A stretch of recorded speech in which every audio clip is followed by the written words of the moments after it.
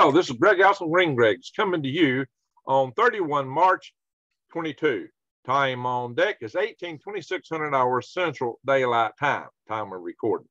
And I have a special guest today back on my channel again, David Pyne. Y'all might remember David Pyne is Deputy Director for National Operations of the EMP Task Force on National and Homeland Security, which Dr. Peter Vincent Price is Executive Director of. So he is coming to us tonight. We're discussing again the prospects for war and peace in Ukraine and between especially the United States and Russia. We've been having a series of videos here about how to try to avert nuclear war with Russia. We're really concerned about that. And so we brought this into the discussion space with you guys many times. Unlike a lot of other prepper channels, which comes out here and tells you that, hey, we're on the verge of war, which I do warn you of that. We try to come on here on my channel and deal with it. We try to find ways to avert it, things that can hopefully keep us in the realm of not roasting, if at all possible, which may be a challenge these days. And this is why you need to prep, why you need to get ready, just in case we don't succeed with our worthy mission to try to save the world. And so along that line, so you can be aware and be prepared, I highly encourage you to subscribe to my channel, bang the notification bell and click all, because I bring you a lot of videos in this series. Keep your eyes wide open and head on the swivel. In fact, my followers are affectionately known as swivel heads because we are staying aware of what's going on around us. And by the way, I do have a special right now because of all the stuff going on. You really need to prep. You need to prepare. Go buy that bag of dry beans and that bag of rice. But you know what? It's kind of hard to bug out with a lot of that stuff. I do have a special right now. If you go to prepwithgreg.com, you can get a 3-month supply of food that lasts 25 years, breakfast, lunch, and dinner. It's got 2,000 calories a day with drinks and desserts, a deal that'll make you a winner. The competitors offer something like 800 calories, which is a starvation diet. So go to prepwithgreg.com. The source for this is My Patriot Supply. They're second to none. They got the widest selection of anybody in the market, and they still have availabilities. And I'm surprised they've not raised the prices, but you can still get that special deal of $150 off a 3-month supply of this. This is lightweight stuff. Your kids can carry it. You can bug out with it real well. It's a sealed container, so you can bury it, unlike jars, which the lids will rust off up. And so it's really good for caches, for bugging out, and stores a long time in your house too. So it's a great deal, especially considering what it is and the pouches inside, everything sealed the way it is. Anyway, enough said about that. David, tell us what's keeping you up right now. What are your worry buttons, and what should we do about it? Well, for starters, President Biden, obviously, he had a pretty bad weekend. He started out saying that he was asked how he would react to Russian use of chemical weapons in Ukraine, and he said he would respond in kind, implying that we would use chemical weapons against Russia, even though Ukraine is not an ally. We have no security agreements with Ukraine, and the U.S. no longer has any chemical weapons, something the President of the United States apparently is ignorant of. So that was something that his administration had to walk back. Then the next thing he said is that he told U.S. troops in Poland that they would soon be sent to Ukraine. So implying that his medium to long-term or even short-term plan is to start a hot war with Russia by directly attacking them in Ukraine. And then lastly, he told the world that Putin could not be allowed to remain in power, implying that the U.S. is actively supporting efforts to overthrow the leader of the most powerful nuclear superpower in the world. So that's very dangerous. It's very provocative. The Russians, it really plays into the Russians' paranoia and perceptions. They started this war from their standpoint as a preventative attack to essentially end Ukraine's de facto NATO membership.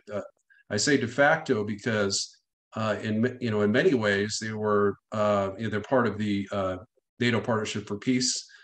We've had military trainers there, hundreds of trainers that NATO had in Ukraine for many years.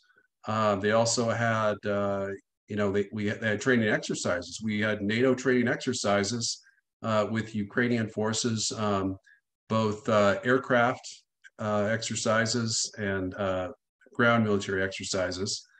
And then, of course, we've been providing them arms since 2019. So a lot of things that provoked Ukraine, or rather Russia, to invade Ukraine, as well as Zelensky made a threat back in 2021 in March that he would get Crimea back under Ukrainian control by any means, including war with Russia. And the very next day, the Russians began to mass on the Ukrainian border, which sparked this whole crisis. Then back in November, of course, November 10th, Biden signed a strategic partnership with Ukraine, in which the U.S. committed to support Ukraine's NATO membership bid. So, with this kind of leadership, and with our nuclear forces at DEFCON 5, which is the lowest alert level, we don't even have to commo aircraft, in the air at this point. So if the Russians were to launch a nuclear strike or an EMP attack, it's very possible that only our ICBMs would be able to fire, and that would be we would have to, under Presidential Decision Directive 60, we'd have to absorb the first nuclear impact and verify that before we'd even launched a retaliatory strike. So that's definitely one of the things that's keeping me up at night. And as we've discussed, President Putin is reportedly hunkered down in his nuclear command center, which is an underground nuclear city at Yamantau Mountain that is as large as the Washington, D.C. Beltway, and has enough room for 60,000 people to live for a few years. So that's always a bad thing when the leader of the other nuclear superpower has his forces on high alert, nuclear forces at high alert, their equivalent of DEFCON 2 or 3, and is hunkered down in his nuclear command center that's can withstand a direct nuclear hit. Whereas Biden's just parading around making all these statements to provoke Russia to attack us.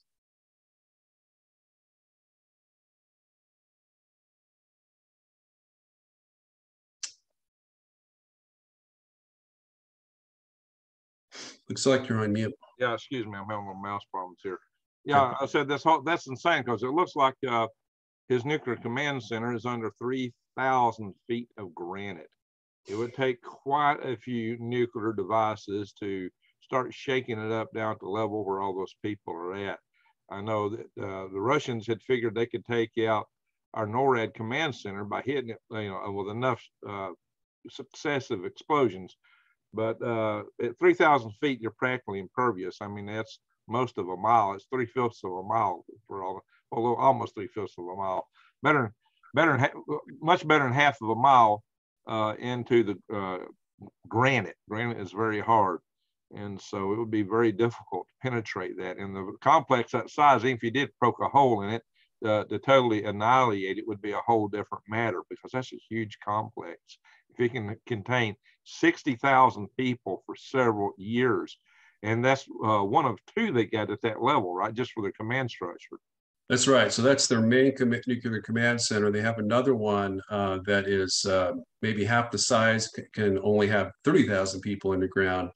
But these are leadership survival bunkers. And I forgot to mention, for the first time in memory, Putin is now holding a nuclear leadership evacuation exercise, where there have been confirmed flights of the defense ministry and even some of the oligarchs, family members moving to underground, nuclear bunkers in underground cities. And Frank Gaffney, mentioned, well, this is exactly what the Russians would do in advance of a nuclear first strike. So, of course, the chances of that remain relatively low. I think the chances of a Russian nuclear attack in Ukraine are much higher. That would be my first prediction, is if it was in fact an actual nuclear escalation, the most likely possibility would be the use of one or more tactical nuclear weapons to end the war in Ukraine and win the war in one day. Well, it might be that also Russia would retaliate, or we'd retaliate against Russia with our very limited set of limited tactical nuclear weapons. And that might make it escalate, because if they get into this, they're not in it to lose. A lot of people forget that Putin actually said over a year ago that Russia expected they would have a war with the United States. They expected it would be nuclear, and Putin said that he could win a nuclear war. He just out and said it. You know, while we're over here saying it can't be fought and can't be won, Putin actually said that they would win a nuclear war with the United States. And furthermore, they're far better prepared over there to protect their civilian population than we are here in the United States. I've been in Moscow. I've been all through the subway system, and they have beautiful subway stations, by the way. They're works of art. But they're 400, they're really deep, not deeper than ours. They're 400 feet underground. They have nuclear blast doors to keep the hot air above from evacuating all the air, sucking it all out while it's expanding above over the, due to the mushroom cloud rising, which would definitely generate a vacuum. And they have, it's my understanding that subway is not the bunkers, that they have bunkers offshoot from that all throughout underground in Moscow. They have a huge bunker system. In fact, they had a drill a little over a year ago where they put all the Muscovites into the bunkers. And I don't know how long they could survive in there, but a multi-year survival scenario could get them through past most of the radiation dying off, which mostly would occur in a couple of weeks, but it also probably gets them through a good part of the nuclear winter. So, when I was in the Army, I was told Russia had bunkers for their cattle, for livestock, and it had seed storage. So it appears that their civil defense is still very active, where ours is non-existent. They are prepared to fight and win. And if they conduct a first strike upon us, we may not even be able to retaliate with anything other than a tactical nuke. But even with that, every nuclear device has got to have a presidential directive to use it. At one time, we had a local commander authority for some of the tactical nukes, but I doubt that still exists. What's your awareness of local command authority for tactical nukes? Well, let me first start by saying that Nuclear Winter was a Soviet disinformation effort designed to depress and scare the Western populace, that they would demand that the U.S. and Britain and France get rid of our nuclear weapons in the hopes of ensuring that a nuclear war never occurred, and that we would maybe just surrender to the Soviets.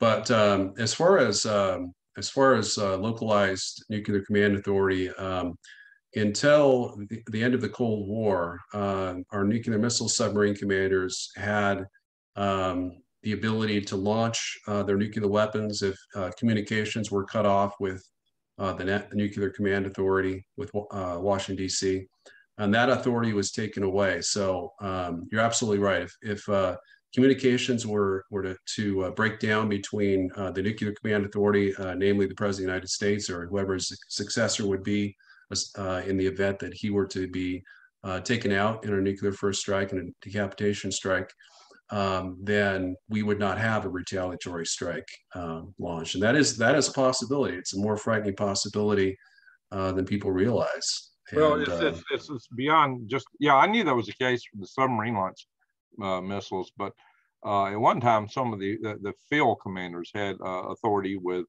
like artillery shells and bombs and things like that. But I think all that was taken away too. I know it was taken away for the submarine launch ballistic missiles. So, but I don't know about the field level. But that was my understanding, that it all was pulled back just due to the potential for escalation. And we don't have but a couple of hundred. I think 210 roughly. Although the exact number is classified, as my understanding. But I think it's 150. We actually have, unlike Russia and especially China's nuclear program is extremely secret. They don't reveal the true size. They've been concealing the large quantity of nuclear weapons that they've had over the last three decades. Russia is kind of in between. The U.S. is very public. We know where the nuclear weapons are based at. We know their yields. We know their exact number. None of this is a secret. It's all open source. But in answer to your question, we have 150 tactical nuclear weapons, B-61 gravity bombs that are based in 5 Western European NATO air bases. So they're all locked up in bunkers too right now. Is that correct? I don't have firsthand or solid knowledge of their status in terms, but yes, I believe that is the case. Okay.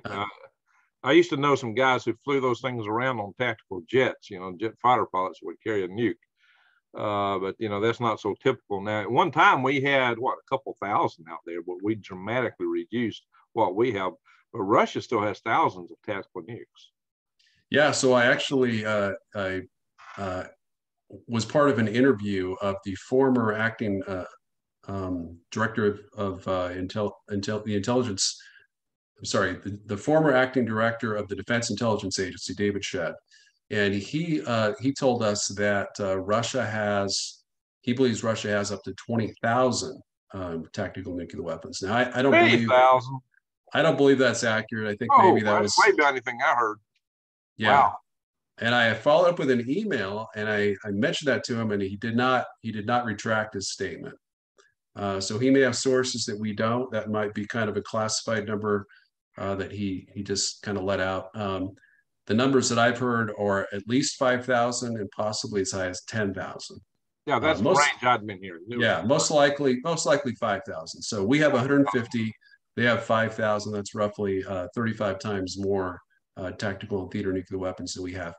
Now, in response to what you said about Biden likely responding in kind to the use of a Russian tactical nuclear weapon against Ukraine, I think the chances of that are very low. There was a recent kind of questionnaire to a number of former senior U.S. State Department and Defense Department officials. They were asked, what they thought the U.S. What Biden's response would be in response to a Russian use of tactical nukes, even against NATO. And they all responded, I believe, with possible exception of one, they all responded that they thought it was very unlikely that the U.S. would respond in kind. Rather, they would immediately try to de-escalate. Biden would try to immediately de-escalate. Out of fear, a very legitimate fear that the war could escalate to a full strategic nuclear exchange between Russia and the U.S. That obviously would destroy the U.S. and do severe damage to Russia as well. That just speaks of our weakness because, it is in the doctrine, in the Soviet military doctrine, if they're losing the fight, to resort to this as their backup for wherever they're losing. Right now, the appearances are that they're losing. Although I do know of a few people who think maybe they are playing a ambush trick on us, that they've got intent to lure us in and whomp us. So, but given the kind of statements coming out of Lavrov about the peace negotiation process, I'm beginning to doubt that scenario. So there's Napoleon played that trick in what was that battle? Austerlitz? Austerlitz, yeah, Austerlitz, the Battle of Austerlitz. Napoleon lured in the other two big emperors, he lured in the Austrian Empire and the Russian Empire, making them think that his forces had suddenly been dramatically weakened and he couldn't fight the battle, and they all thought they were going to whip him. And he surprised them and defeated them both in one single battle, and back in 1805. And so some people are drawing an analogy to things like that, thinking that the Russians might be trying to play that kind of trick on us. And maybe they are. I can't say that they're not. But definitely, if they're trying to fool us, they're doing a really good job at it. Yeah. But the whole thing that even Lavrov is saying, Sergei Lavrov, who's our Minister of Defense, he is he's more of a spokesman than anything, I think. But he is making a lot of statements about the negotiations with Ukraine, basically claiming that they solved all the problems, but Ukraine is begging to differ with them. So I think that becomes problematic. Maybe Ukraine needs to cool their tail feathers and get in serious about the negotiation process. I can share some articles on that if you desire me to do that. I got a couple of them opened up, but that, would he be making that kind of racket if they were planning an Austerlitz surprise on the West? What do you think? Well, first of all, I do not agree with those that say that Russia is losing Ukraine. I mean, if you look at a map, Russia's occupied about 20% of Ukraine thus far. I mean, certainly from our perspective, I mean, that's not a lot of progress, right? For considering that Russia has 4 times as many people, its active duty military is 5 times as large, its economy is 7.5 times larger than Ukraine. And it has all these powerful super weapons that Putin has refused to use thus far. He's been, unlike reports, there was a DIA Air Force officer that was recently interviewed in Newsweek, and he said, I just don't understand all these media reports saying that Putin's attacking civilian targets. He said everything that we're being shown at the Pentagon shows that he's not. He's been very careful to only attack military targets. And of course, when you're dealing with mortars and artillery, some of those rounds are going to miss their targets and, kill civilians, or it could be that, Ukrainian military and urban combat are firing from civilian buildings that are not evacuated. So, certainly, I mean, there's no question that Russia's invasion of Ukraine is an illegal act of aggression that we should oppose diplomatically. I differ very strongly with all of the arms that we're sending them. I think it's very counterproductive, and it's counterproductive because the U.S. national security interest is not to prolong this war. That's the Biden administration thinks it's in our interest to prolong the war as long as possible and bleed the Russians dry and weaken them that way in the hopes that they'll say uncle and magically withdraw. That's never going to happen. Well, that just underscores Putin's paranoia that we're out to crush his empire. Exactly. Everything that Biden has done has reinforced in Putin's mind that he made the right decision to invade Ukraine because the West is out to get him. The West poses an existential threat, trying to overthrow his regime, trying to strangle. You said the key word right there, because Russia has said repeatedly that they will not use nukes unless they fear that they have an existential threat against their existence. But yet we're doing everything to make sure they do that. And so and they're very paranoid right now, and we're doing nothing to assuage that paranoia. So I could see Russia thinking this. I could see the potential existing for us to get into it.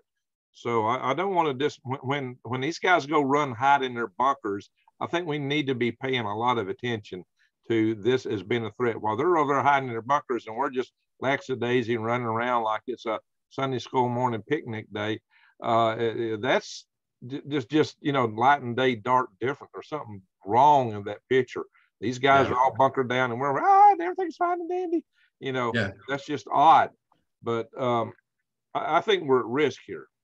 Yes, as Dr. Peter Price stated, he and I believe very strongly that the nuclear threat we're facing is greater than we faced during the Cuban Missile Crisis. The risks of an actual escalation of nuclear war that would in which the U.S. homeland would be attacked or U.S. forces abroad would be attacked is higher now than it's ever been. And we're not ready for that. It used to be during the Cold War, we had rough nuclear parity. We even had superiority over the Russians through the 40s, 50s, and 60s. And then we began to squander that. And by the Reagan administration, he inherited a nuclear arsenal that was slightly smaller or less capable. I won't say smaller, but it was less capable. Actually, it was smaller. It was 14,000 nuclear warheads smaller. But we still had rough nuclear parity. Thanks to Reagan's efforts to try to build back our nuclear arsenal and modernize it. Today, of course, we've decreased our nuclear arsenal by 94%. As you mentioned, our tactical nuclear weapons are woefully smaller than the Russians. They wouldn't be able to be used quickly in a conflict because, they're locked down in a bunker somewhere, and Russia's they're flying around with nuclear capable bombers and MiG-31s right now. Well, that's part of the point I was wanting to make. And in fact, they just flew into Swedish territory and was repelled by Sweden with nukes on their planes, allegedly. So yeah. They are being pretty brash with these things, and that's another reason to be concerned. And before we can go down this tangent, but I do want to pick back up on our previous point and reinforce something you said that comports with previous discussions you and I had. And that is that you talked about the size of the Russian economy and their military and the appearances they're to lose. And, I got to agree with you on this for the very reason of the following. They have far more reserve. And like the United States, every war the United States won, we won as a war of attrition. The only exception, that's when the United States fought United States, or the Confederate States fought the United States back in the day when we divided the sheets and split the hickory and fought each other, which was the most costly war we've ever seen. But that also was a war of attrition. And in the beginning, the South was winning. The South was doing great. South looked good for about the first maybe 3 years of that war. But over time, the South didn't have the ability to replenish lost armaments, lost people. I mean, we had 60-year-old men fighting against young guys from the North. The North had 4 times the population. They had industrial capacity. So the South eventually just crumbled because it did not have the resources to draw upon. The South was a very much crippled place, hollowed out by the time, and we had kids and old people fighting seriously from the South, where the 13-year-olds and 60-year-olds were in trenches side by side fighting the Union soldiers.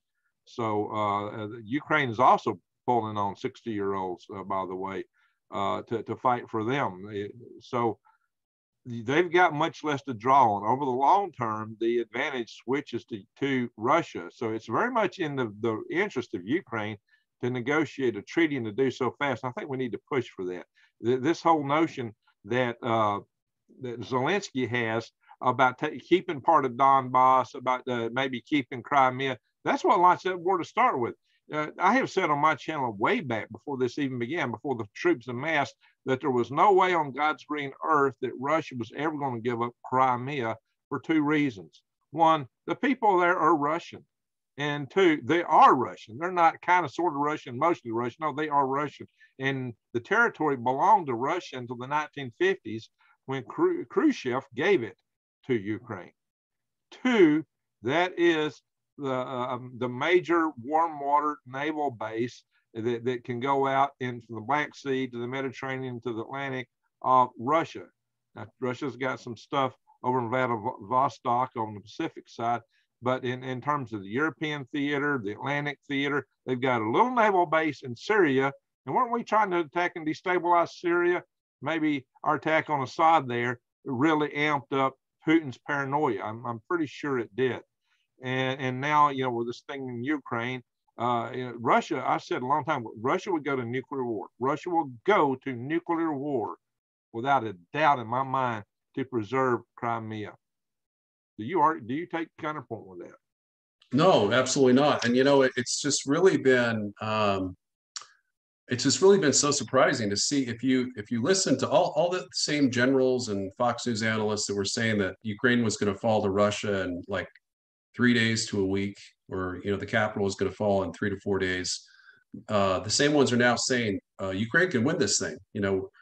They can somehow defeat the world's preeminent nuclear superpower. Without any help, really. I mean, not one country in the world has volunteered to send troops to aid Ukraine. Certainly, we're giving them, anti-tank missiles, anti-aircraft missiles, and those have proven very effective. Certainly, with the aid of U.S. tactical intelligence that we've been feeding them, they've been able to target and destroy a lot more Russian forces than they were expected to. And as we talked about, Putin is not, has held back a lot of his most powerful weapons for reasons unknown. But one of the issues is, of course, it's the mud season in Ukraine. So it's a season where it really favors the defender. And that season's going to end in May. So it could even end earlier, before May. So if this drags on to May, then Eastern Ukraine will very quickly be overrun, if it hasn't already been overrun by Russian forces.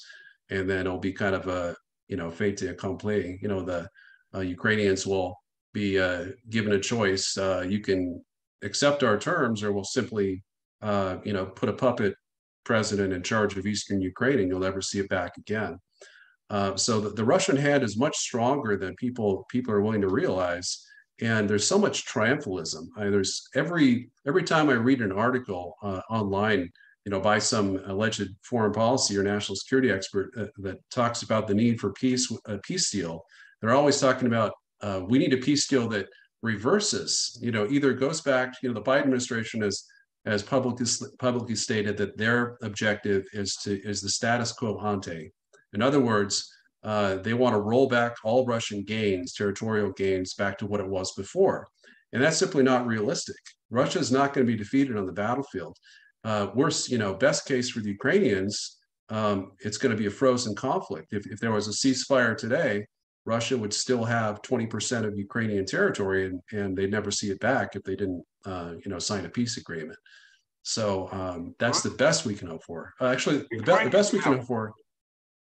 Ukraine have the potential of gaining most of their country back, minus Donetsk and Crimea, and maybe a land bridge between them. Russia really wants a land bridge because Crimea was cut off from water and other resources. And so Russia wants a land bridge for that reason. Mariupol has been the hot area of contestation, but it would give Putin a face-saving way out. He could say he got what he was going after. And why in the world does, really and truly, why in the world does Ukraine want to maintain those regions where the separatists are that so much hate them? Why do you want to keep people in your country that hate you and will fight against you? And, I want to clear the record here. There are people that get mad at me on both sides of this argument. And because they say, well, these people are attacking these people, or those people are attacking those people. Well, yeah, both happen. It's true that Ukrainians are attacking into Donetsk. And it's also true that the separatists in Donetsk have been launching attacks into Ukraine ever since 2014. We're talking hitting houses and homes and killing civilians on both sides. So I hear there's all these people, well, this is a guy over here, he's a reporter, he's covering, he's showing this stuff. Well, he's showing one side, there's another guy showing the other side, and both sides are happening, both sides are true. That's called a feud. It's called a feud. That's what happens in a feud. And everybody, it seems to be reporting, it's only covering one side or the other. I don't see anybody covering both sides. I've told everybody on my channel for a long time that all governments are corrupt, that trust none of them, that our government's corrupt and their government's corrupt, and both sides are corrupt, Ukraine and Russia too. But the people don't deserve what's happening to them. We are seeing crimes against humanity in this war. And I understand why Putin's doing this. But right now, the Ukrainians have a chance to get a peace that retains and maintains most of their country, and they can keep peace. And Putin will claim victory. He can claim he's achieved his objective, and go home.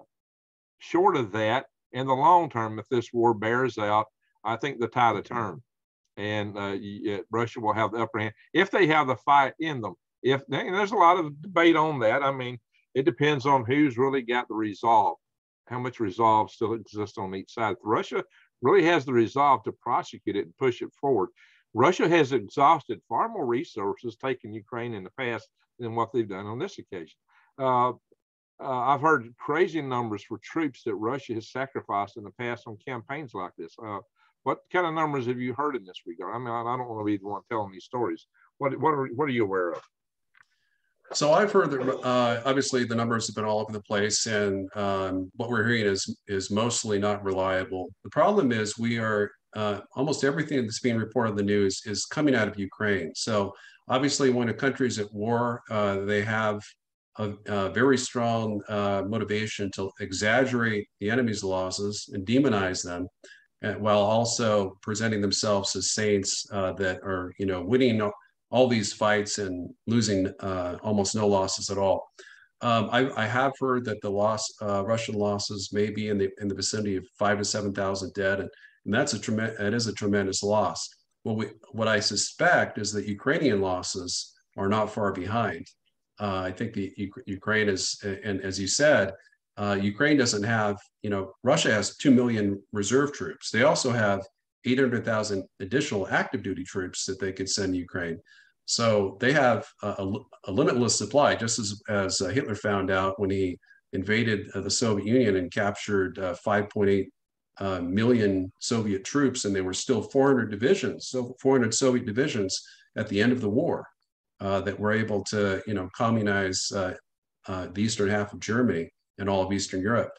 Yeah, I mean the Russian peace terms are surprisingly lenient. Right now, they're asking for 6.4% of Ukraine's territory that was under their control at the end of the war, and that is in the Donbass region, as you mentioned. That's the Donetsk People's Republic and the Luhansk People's Republic within their constitutional borders, which is essentially what Putin proclaimed was that he recognized as independent on February 22nd when he sent Russian troops into those separatist republics. Donetsk and Luhansk had actually petitioned to remain out of Ukraine when the Soviet Union took Ukraine over. Lenin gave those to Ukraine. So, and they're predominantly Russian, although there may be some exceptions to that, especially in the area of Mariupol. There are regions within those republics that may not want to be part of that republic, but it seems the bulk of the republic. I mean, they should have elections and choose which way to go, and maybe cede part of their territory back. That probably won't happen.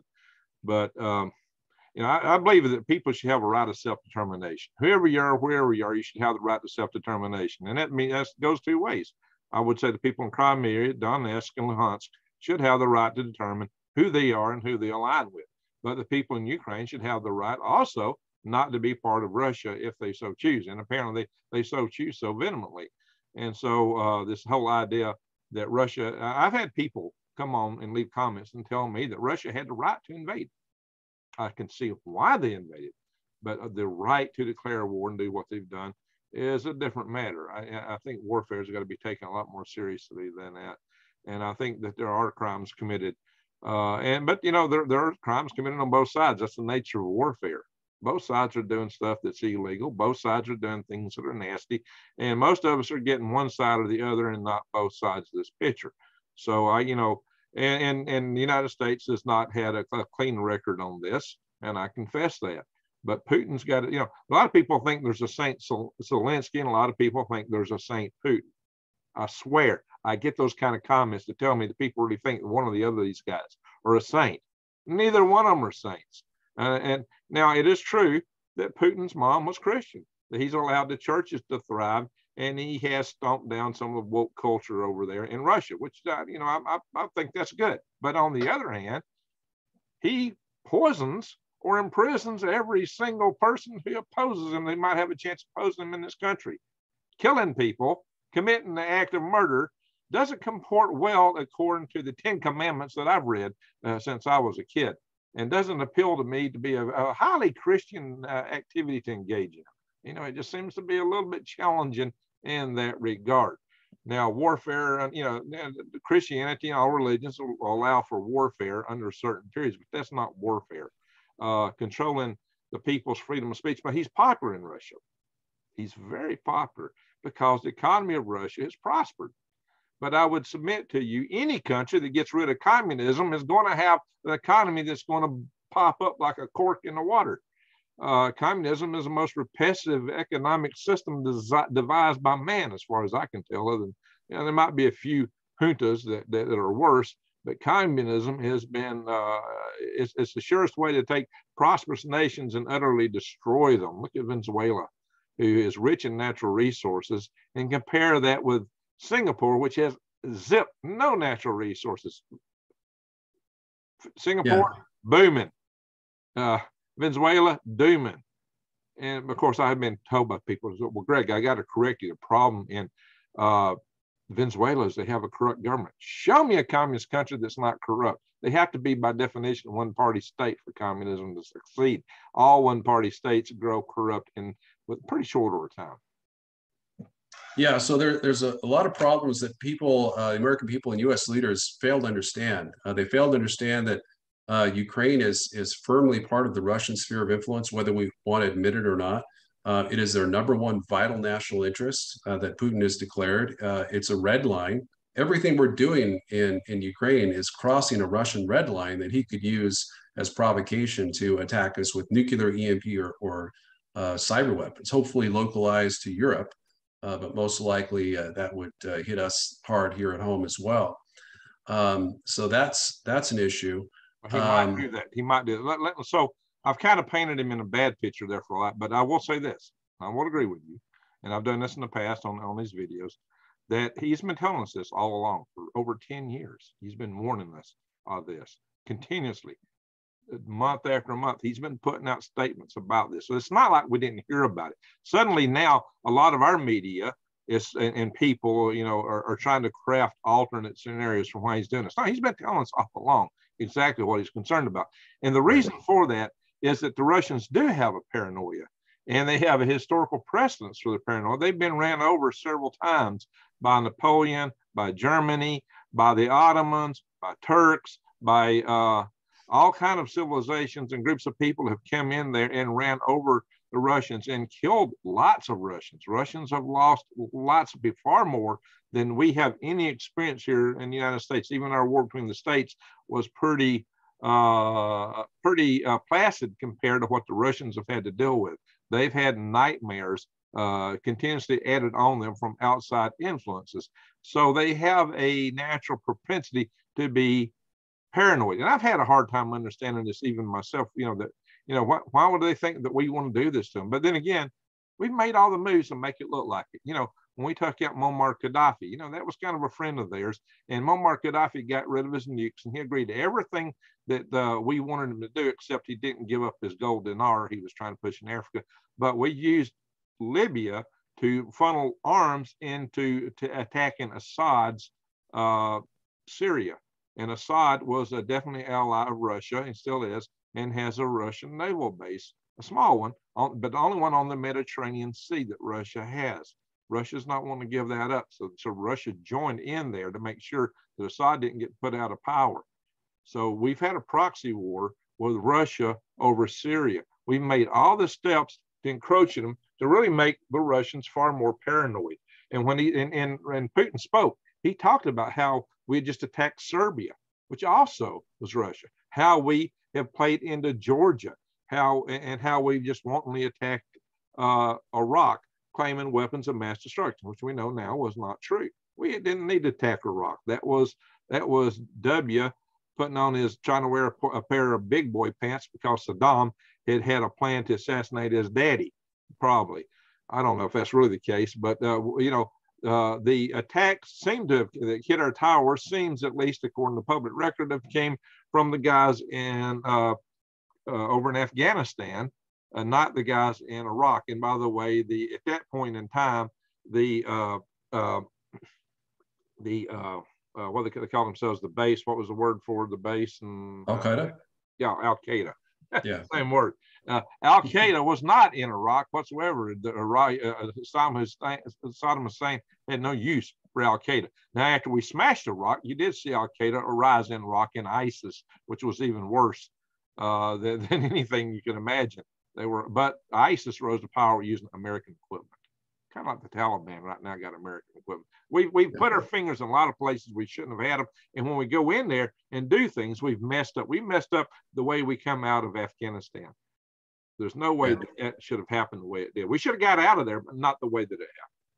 Yeah, you're absolutely right. The U.S. has a terrible historical record since World War II of arming and empowering our enemies, starting with the Soviet Union. You know, we provided the U.S. and U.K. together provided 23,000 tanks and armored fighting vehicles, 15,000 combat aircraft, 430,000 jeeps and trucks, with which they were able to use to communize 1/3 of the world's people and territory, if you include Eastern Europe and China and Southeast Asia. And they flew those in through Fort Greely, Alaska. Fort Greely was established to supply the Russians.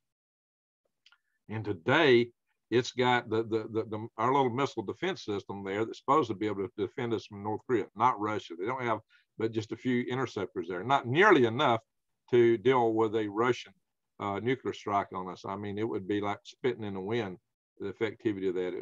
It's nothing compared to what Russia has. And by the way, Russia does have ABMs. anti-ballistic missiles. They have lots of them, hundreds of them around St. Petersburg and Moscow. Not only did they, so I'm concerned that Russia might be tempted to put a first strike on us, that they really might be tempted. Now, EMP, they hit us with EMP, took out our radars with some hypersonic missiles, that are looking over the poles, that we wouldn't see it coming. They could take out our systems. They could take out our submarines in the ports. They could take out our missiles or take out our SAC bases with the bombers. And the only thing we would have left is a few submarines, Ohio-class submarines at sea. He wouldn't be able to receive their EAMs and would never launch. Do you think that there's a chance that they would be able to receive their EAMs? I know that we have a redundant comm system, but when you have an EMP, I would see that as a common cause failure that could take out multiple redundant legs at one time. That, and in addition to some of the attacks that they might launch. What do you think? Yeah, no, I absolutely share your concerns. I think that if there was a super EMP attack, it wouldn't matter if it's a combo aircraft or on the ground or in the air. I'm not convinced that they're hardened sufficiently against super EMP to survive and still function in the wake of an EMP attack. And if we don't have the combo aircraft, then yeah, we can't, there won't be a presidential order. It can be given, but it won't be transmitted to our nuclear submarine commanders at sea. That's what even if there's a president, to give it, he may not be able to communicate it. See, my problem is this. I'm an electrical engineer. I've done communications, even in the military side. I have a hard time imagining how you could devise a system that's hardened to 200,000 volts per meter. To me, that's just, that racks my brain. Now, I do believe that if you had complete sets of every comm system out there, squirreled away in sufficiently strong, high dB, high decibel resistant Faraday cages, real tight, and then you pull them all out and put everything in, that you might be able to construct a comm system after the fact. But anything plugged in would be fried, and I'm not sure that we have that kind of redundancy, that we have those kind of systems. And we didn't even have spare parts for the rifles that we were supposed to operate in when I was in the military. So I'm having a hard time seeing that we would have that kind of infrastructure. I mean, look, the reason we failed in the hostage rescue attempt was a lack of spare parts. And my history is Democratic administrations don't supply the military. You run out of spares. You run out of backup systems. Redundant legs cease to exist. And I don't know that they ever had that kind of redundancy. That would be massive redundancy required now, I'm sure they got operating redundancy, but backup redundancy in terms of systems put away, maybe they got it, but I have a hard time believing that would be the case. And if they did have it, could they put it together in time and set up an entire network and have it operating? Yeah, that's a huge concern. The Cold War levels of hardening, were I think to 50,000, not 200,000. So that is a high risk. That's right. 50,000. That's what they hardened to. It's insufficient. Yeah, going back to Russia's ABM arsenal. At the end of the Cold War, they had 10,000 ABMs, mostly S-300s, SA-10s, and 12s, with a limited capability to shoot down our ICBMs.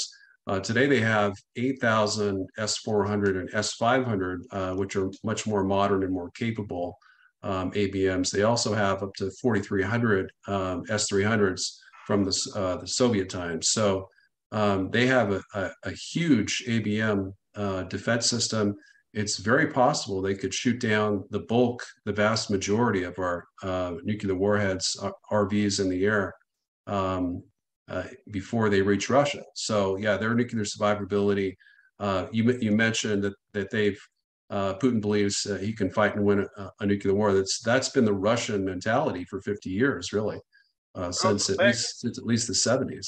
The fact that a first strike with an EMP might disable us from being able to retaliate at all.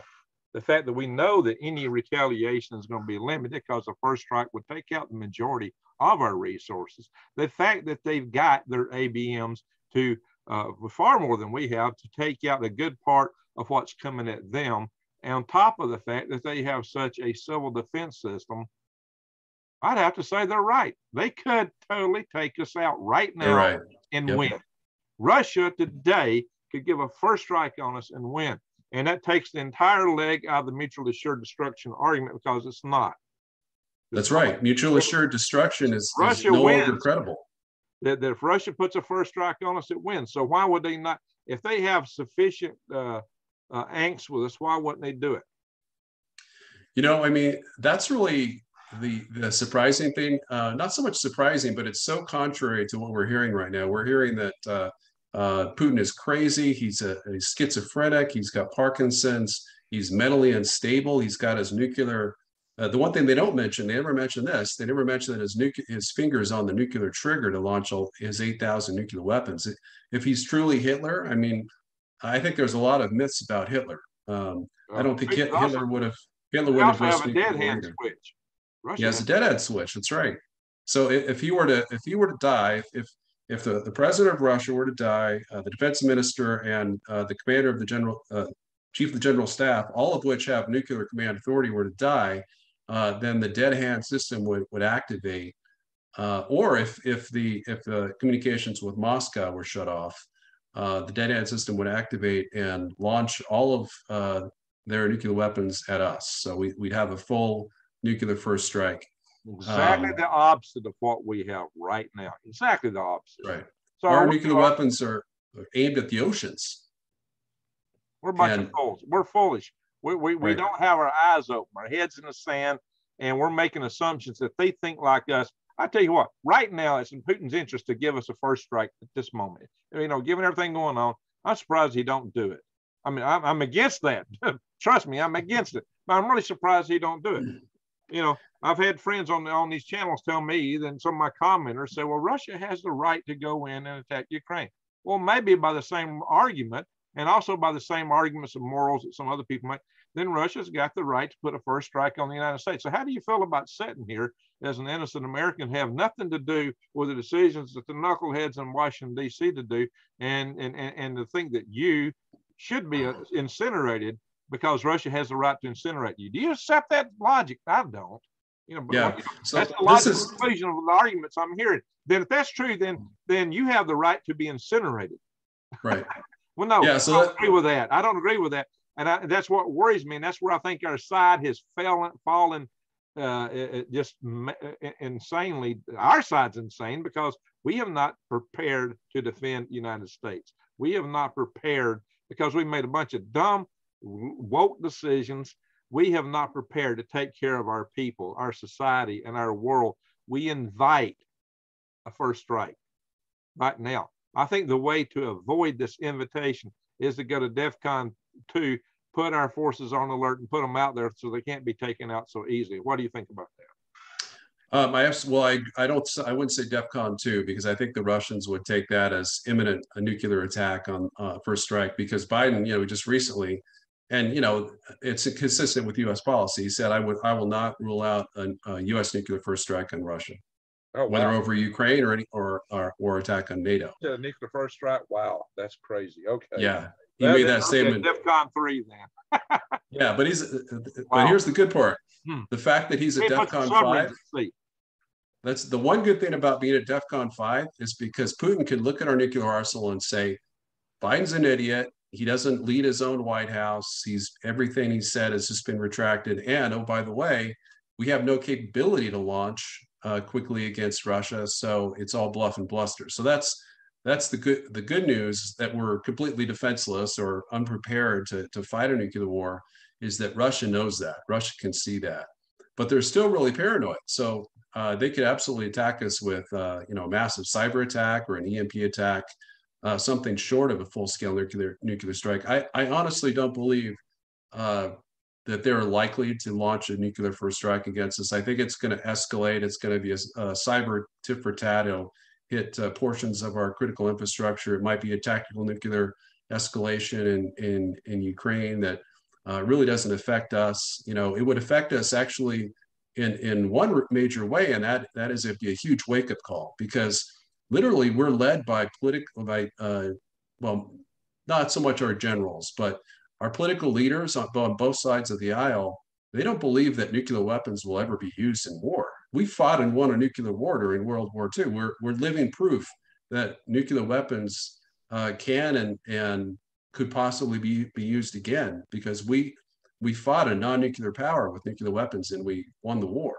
So obviously Russia could easily do the same thing to Ukraine. They could, turn Kyiv into a Hiroshima, and then Lviv into a Nagasaki.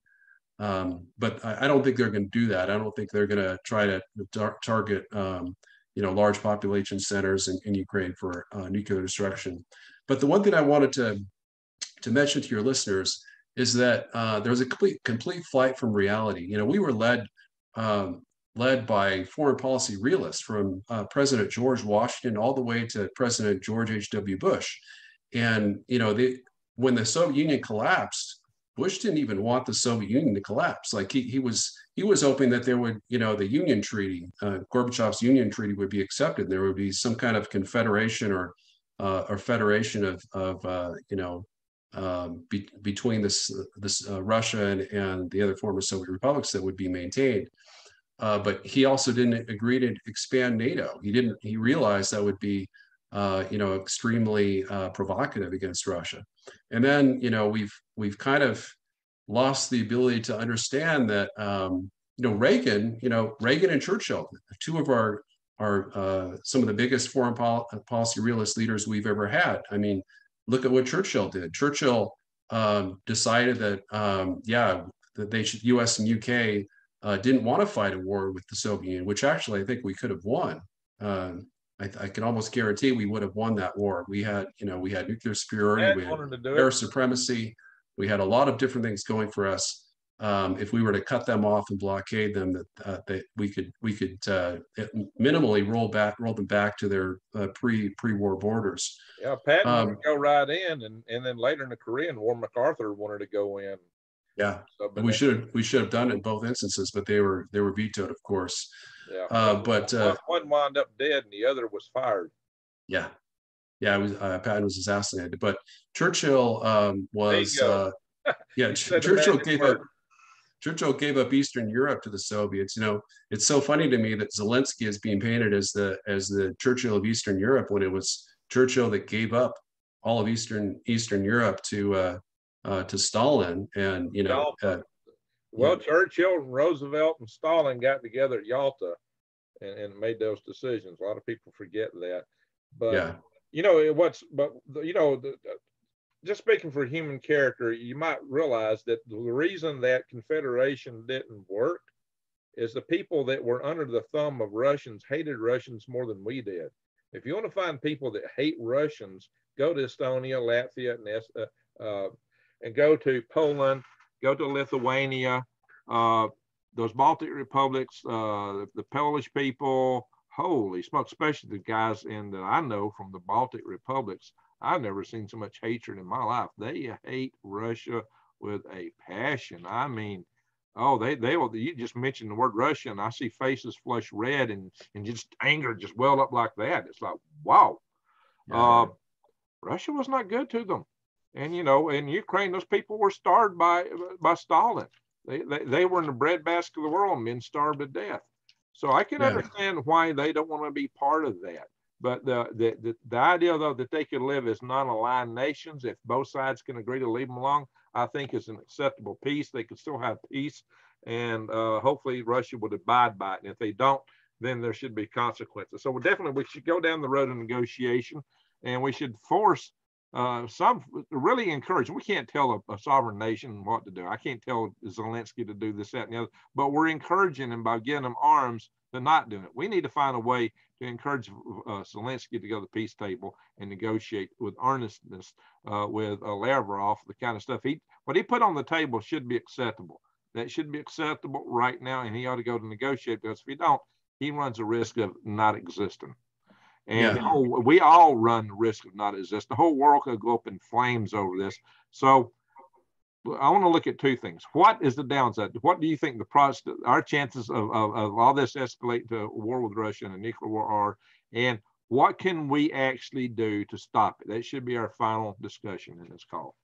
So I think Putin seems to be kind of a little bit in a holding pattern. I've compared it to Russia, the Russian army fighting with one hand tied behind its back. he hasn't really let loose the full force of the Russian military. He's only sent 20% of his active duty troops to Ukraine, 40% of his combat forces. He's held back most of his air force. He hasn't used, much cyber. Even his GPS jammers, he hasn't really made use of. And obviously, he's got chemical, biological, and tactical nuclear weapons. I think that I believe that that China is likely to invade Taiwan next month. If I'm right, I think Putin will be much more emboldened. I think one of his worries is launching a major cyber attack against the U.S. and then Biden, knowing that it's Russia. But what if if there were simultaneous conflicts, going on with China and Russia, major conflicts that the U.S. could get involved in? Russia has actually focused a lot on making its cyber attacks less attributable. So it might be difficult for us to know, certainly if there was a cyber and EMP attack, who it was that attacked us. And we could potentially retaliate against the wrong country and bring the wrath of both countries upon us. And of course, they're both close military allies. China has been the biggest beneficiary of our overfocus on Russia. They have a love-hate relationship because China wants to take Russia, and Russia knows it. So I ask you we still need to continue, but I asked you in the beginning of the call, what kept you up at night? Let me tell you what keeps me up at night. It's a little different. What keeps me up at night is that China wants Taiwan, and China right now might think that they could get the United States into a war with Russia to the level that we couldn't respond. So what if China goes off the coast of Ukraine and launches an EMP attack on America? We're going to think it's Russia. We will swear the Russians did it, and we'll be gravely damaged and not really able to deal with China at that point. So even if we didn't think the Russians did it, we're going to be gravely damaged as a nation. That would be like a fatal blow to us. An EMP attack is practically a fatal blow to America. A lot of people don't understand how serious that is. But we would think Russia did it. And whatever remnants of an ability we had to fight, we would direct it at Russia. And China would be scot-free. And if the United States and Russia tangle, we might do enough damage on Russia. They might make it a limited nuclear EMP strike. In fact, they might preserve some of our bases just enough that we would hit back at Russia. They might like that. So they might be not a full, they might just EMP our East Coast, for example, and then preserve us the ability to hit back at Russia in some limited means.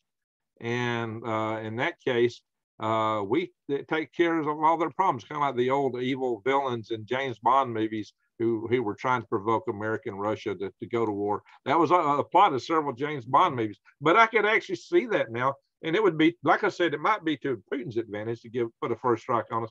It would be even more so the advantage of China if they could find some means to tangle the United States and Russia into a war. What do you think about that? Well, I think that's definitely a possibility. But I do think that Russia and China are much closer military allies than most of us realize.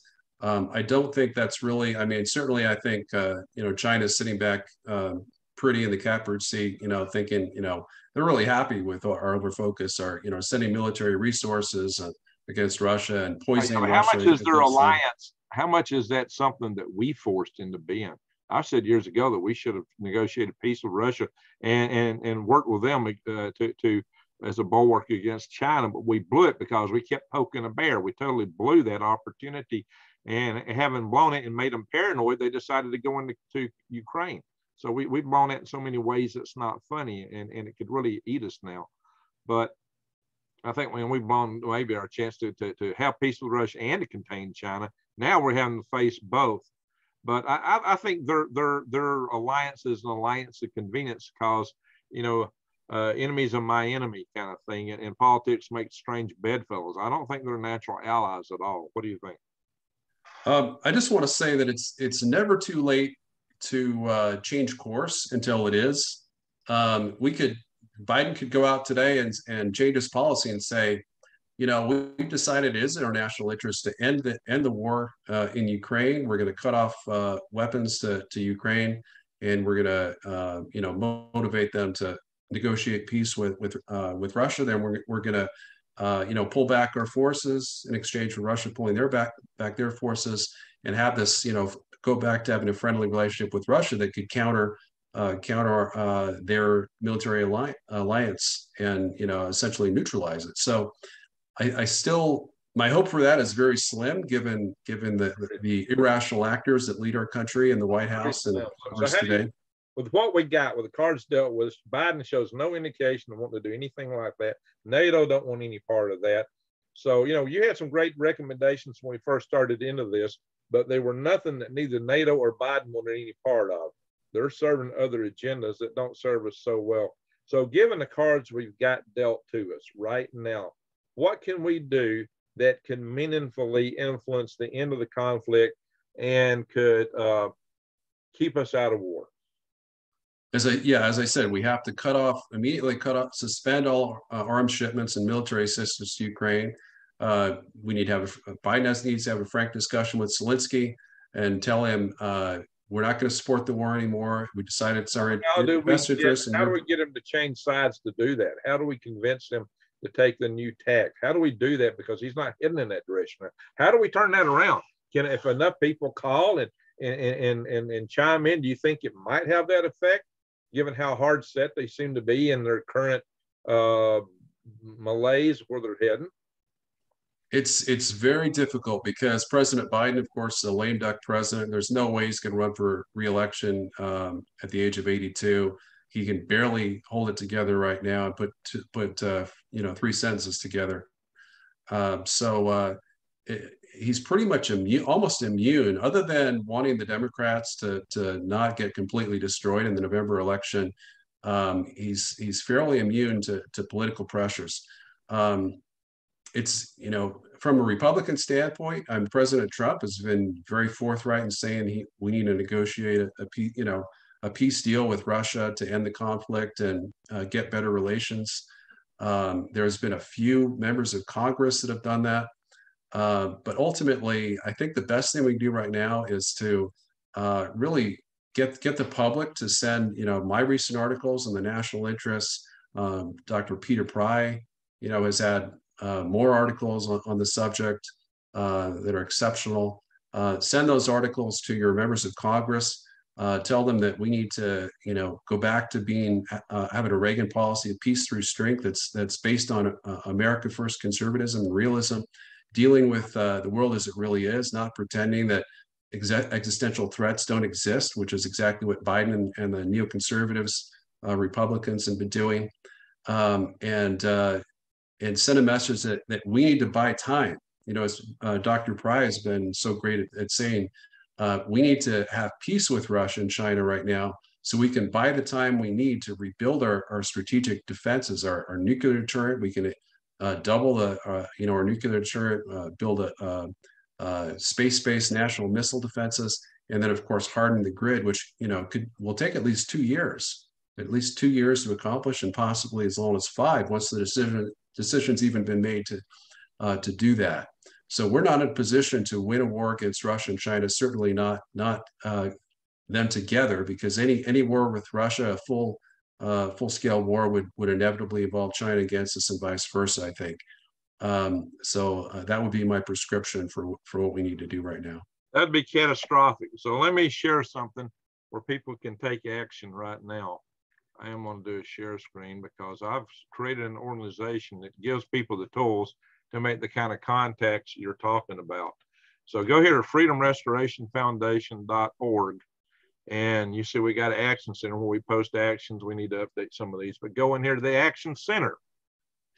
Scroll down below the actions, and you will find the means to track bills in your Congress and the states, to find your state legislators, your U.S. Congress. And here you need to go to the U.S. Congress to find your congressman and your 2 senators. This tells you how to do that. This tells you about sending emails, about making phone calls, about writing letters, what to write, what to say on the telephone, and what to write goes either for emails or letters. And then it gives you a recap of all the resources, to include the Capitol switchboard, which you can call and get to your Congress or your congressmen and your senators.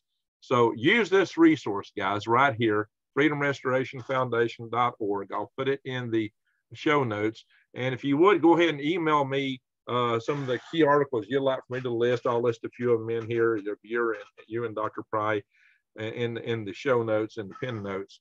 So this is something we can do. I like to have a video, unlike a lot of other channels, that is a call to action for something that we can do to give us any chance, any glimmer of hope for survival in a better society, that we can get through this. And furthermore, just in case we don't, prep. prep seriously. You got a closing word you'd like to say to the audience? No, I just want to thank you. It's going on shows and being interviewed by, folks like you, podcast hosts and radio and talk show hosts, that we can get this message across the American people. It's so important to have, the purpose of the EMP Task Force and National Homeland Security is twofold, really. We want to educate our policymakers and as well as the public. And then we want to actually have the actions that we need to fund the hardening of the grid, to build space-based missile defenses and double the size of our nuclear deterrent, so that we can deter attack, so that an enemy cyber EMP nuclear attack will never materialize. So thank you again for having me on the show. David, thank you for being here. I'm sure we will talk again in the not too distant future, and maybe Dr. Pyne and several others. We continue to this effort to get our grid hardened and make our nation safe. That's what we want. A safe, prosperous nation. That is the goal of what we're trying to do here. Anyway, so friends, thank y'all for watching, and stay tuned for more videos to come.